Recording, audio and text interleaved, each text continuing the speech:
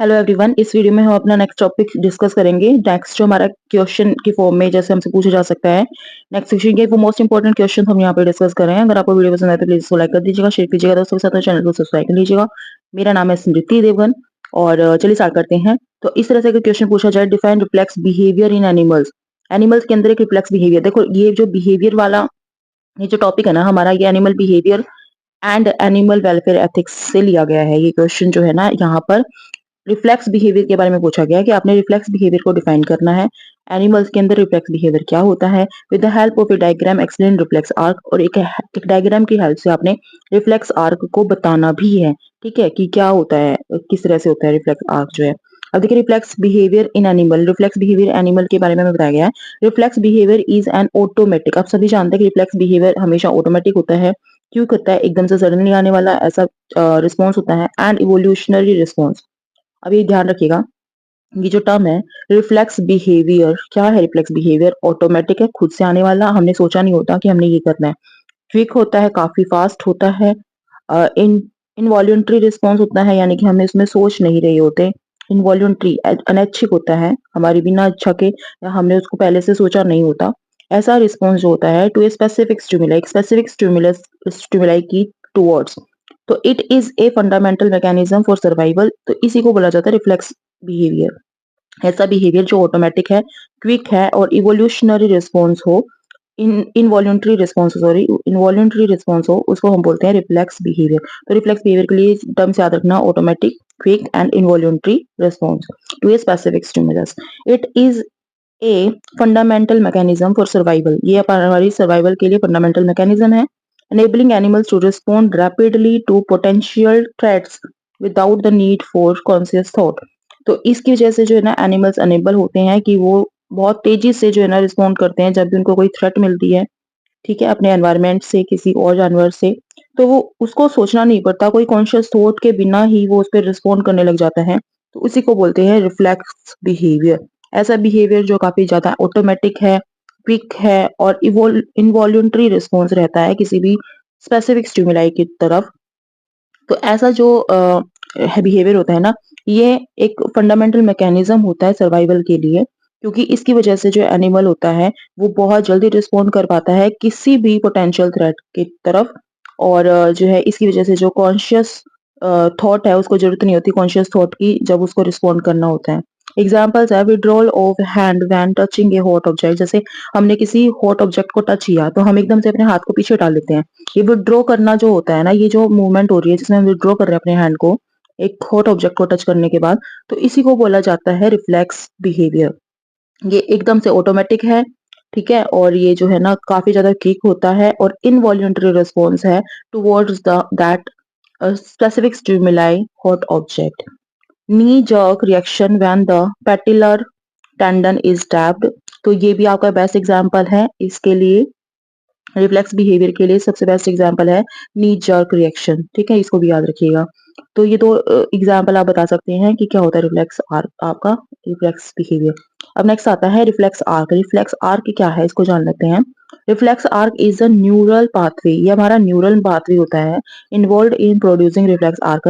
तो जो न्यूरॉन्स यानी हमारे ब्रेन से रिलेटेड ये पाथवे है, तो ये न्यूरल पाथवे होता है जो कि रिफ्लेक्स एक्शन को प्रोड्यूस करने में इन्वॉल्व होता है। जब हमारा रिफ्लेक्स एक्शन होगा, जो सडन एक्शन हम करते हैं, जो ऑटोमेटिक या जो हम कहते हैं कि क्विक रिस्पॉन्स देते हैं, इनवॉल्यूंटरी रिस्पॉन्स देते हैं टुवर्ड्स एनी स्पेसिफिक स्टिमुलाई, तो वो जो है उसको करने के लिए वो जो पाथ, ये जो रिफ्लेक्स एक्शन है इसको करने के लिए जो एक पाथवे फॉलो किया जाता है वो पाथवे है न्यूरल पाथवे, और इस न्यूरल पाथवे को ही रिफ्लेक्स आर्क कहा जाता है। It consist of the following components, इसमें कुछ कंपोनेंट्स है वो बताए गए हैं आगे देखिए। रिफ्लेक्स आर्क में हमेशा एक रिसेप्टर होगा, ठीक है। रिसेप्टर का काम होगा डिटेक्ट द स्टिमुलस पेन और हीट, जैसे एक गर्म चीज को हमने टच किया तो उसको डिटेक्ट करने का काम करेगा रिसेप्टर्स, ठीक है। तो रिसेप्टर्स होंगे हमारे रिफ्लेक्स आर्क में हमेशा, जो कि उस स्टिमुलस को डिटेक्ट कर रहा होगा, पेन को या हीट, जैसे एग्जांपल दे दिया। फिर है सेंसरी न्यूरॉन। सेंसरी न्यूरॉन का काम क्या है, जैसे ही हमने वो डिटेक्ट कर लिया तो जो ट्रांसमिट करेगा सेंसरी इंफॉर्मेशन को to the central nervous system, CNS तक। जैसे मेरे हाथ ने जो है ना किसी गर्म चीज को टच किया, फील किया, या फिर मेरे हाथ में पेन हो रहा है, तो ये जो रिफ्लेक्स एक्शन है, ये डिटेक्ट किया हमारे रिफ्लेक्स आर्क में हमारे रिसेप्टर्स ने डिटेक्ट कर लिया। उसके बाद सेंसरी न्यूरॉन तक जो है ना ये ट्रांसमिट किया जाएगा सेंसरी इंफॉर्मेशन जो ये है, जो ये पेन है या जो ये हीट है, एक सेंसरी इंफॉर्मेशन है। ठीक है, तो ये जो है ट्रांसमिट कर दी जाएगी हमारे न्यूरॉन्स तक, सेंट्रल नर्वस सिस्टम तक पहुंचा दी जाएगी। ठीक है, नर्वस सिस्टम की हेल्प से। थर्ड आता है इंटर न्यूरॉन। अब न्यूरॉन तक जाने के बाद इंटर न्यूरॉन में क्या था, process the information in the spinal cord और ब्रेन स्टेम। तो स्पाइनल कॉर्ड और ब्रेन स्टेम तक जो इंफॉर्मेशन पहुंचाई जाती है वो पहुंचाई जाती है इंटर न्यूरॉन की हेल्प से। इंटर न्यूरॉन होंगे जिसकी वजह से इंफॉर्मेशन स्पाइनल कॉर्ड और ब्रेन स्टेम तक प्रोसेस की जाती है। यानी कि जब सेंट्रल नर्वस सिस्टम तक मैसेज पहुंच गया तो सेंट्रल नर्वस सिस्टम जो है इंटर न्यूरॉन में मैसेज देगा, इंफॉर्मेशन देगा स्पाइनल कॉर्ड और ब्रेन स्टेम को इंफॉर्मेशन देगा, ठीक है, एक्शन करने के लिए। फिर आता है मोटर न्यूरॉन। मोटर न्यूरॉन आपको नाम से ही समझ आ रहा है कि मोटर न्यूरॉन जहाँ पर मूवमेंट में हेल्प करेंगे। तो send signal from the CNS to the effector. तो जो ये मोटर न्यूरॉन होते हैं इनका काम होता है कि सीएनएस सेंट्रल नर्वस सिस्टम से मैसेज को जो हमने सिग्नल्स के फॉर्म में दिए हैं उनको अफेक्टर तक पहुंचाया जाता है। अब अफेक्टर क्या है, तो effector carries out the response. For example muscle contraction, effectors वो पार्ट होता है हमारी बॉडी का जो एक रिस्पॉन्स दे रहा होता है उस जो आपका ये है ना रिफ्लेक्स एक्शन है, कोई भी रिफ्लेक्स एक्शन है या कोई भी हमने ये जो स्टिमुलस टच किया, फील किया, पेन या हीट किया, तो ये फील किया तो इसके लिए रिस्पॉन्स जो देगा वो होता है हमारा अफेक्टर। और जैसे इसमें आ जाता है एग्जाम्पल जैसे मसल कॉन्ट्रैक्शन, हमारे मसल्स में कॉन्ट्रैक्शन होना क्या है, ये हमारा एक अफेक्टर का काम है। ठीक है, तो देखिए यहाँ पे कंपोनेंट ये है रिफ्लेक्स एक्शन के, रिफ्लेक्स आर्क के केस में एक रिसेप्टर होगा जो कि स्टिमुलस को डिटेक्ट करेगा, पेन और हीट को जानेगा। उसके बाद जो चीजें हैं वो सेंसरी न्यूरॉन के थ्रू जो है सेंट्रल नर्वस सिस्टम तक पहुंच जाएंगी। सारी इंफॉर्मेशन जो भी पेन फील किया या हीट फील किया उसको सेंसरी इंफॉर्मेशन कहेंगे और इसको ट्रांसमिट कर दिया जाता है सेंट्रल नर्वस सिस्टम तक। अब सेंट्रल नर्वस सिस्टम तक जब मैसेज पहुंच जाएगा तो सेंट्रल नर्वस सिस्टम प्रोसेस करेगा। उसके बाद इंटर न्यूरॉन की हेल्प से जो इन्फॉर्मेशन है वो स्पाइनल कॉर्ड और ब्रेन स्टेम तक आ जाएगी।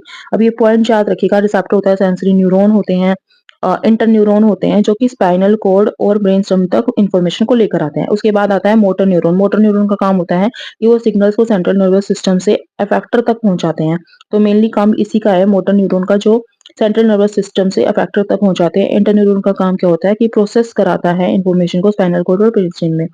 अब अफेक्टर का काम क्या है कि ये रिस्पॉन्स को कैरी करता है, जैसे एग्जांपल है जैसे मसल कॉन्ट्रैक्शन, यानी अफेक्टर मेनली क्या है, रिस्पॉन्स शो करेगा।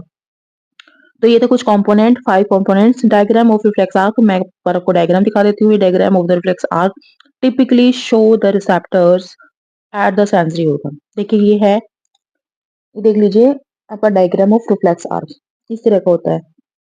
ठीक है, तो इसमें जो है ना आपको देखने को मिल रहा होगा रिसेप्टर है, ठीक है, सेंसरी न्यूरॉन है आपके, इसके बाद फिर इंटर न्यूरॉन दिए गए हैं, मोटर न्यूरॉन दिखाया गया है, अफेक्टर्स आपको दिखाए गए हैं। तो ठीक है, इस तरह से रिसेप्टर का वही कि स्टिमुलस को टच कर रहा है, सेंसरी में वही सीएनएस तक मैसेज को, इन्फॉर्मेशन को, सेंसरी इन्फॉर्मेशन को पहुंचा रहा है।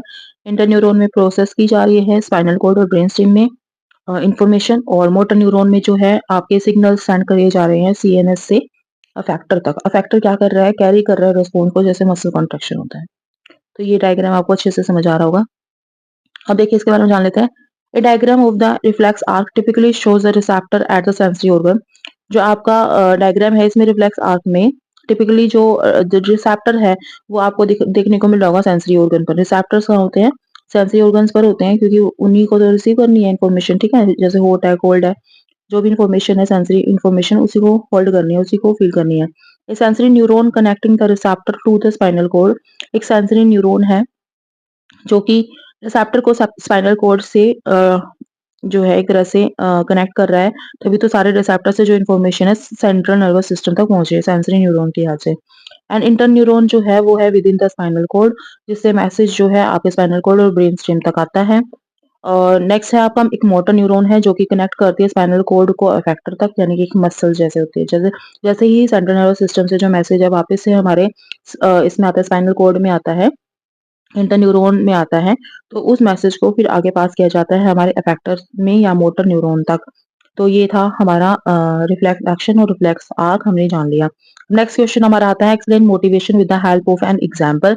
एक मोटिवेशन को आपने जो है एक्सप्लेन करना है एग्जाम्पल के साथ। तो देख लेते हैं। इस क्वेश्चन को हम नेक्स्ट वीडियो में डिस्कस कर लेंगे। इन छोटे-छोटे वीडियोज़ में जो है ना काफ़ी इन्फॉर्मेशन आपको मिलेगी। प्लेलिस्ट बना दूँगी, आप देखते रहिएगा, जुड़े रहिएगा। Thank you so much for watching. Thank you friends. Bye bye.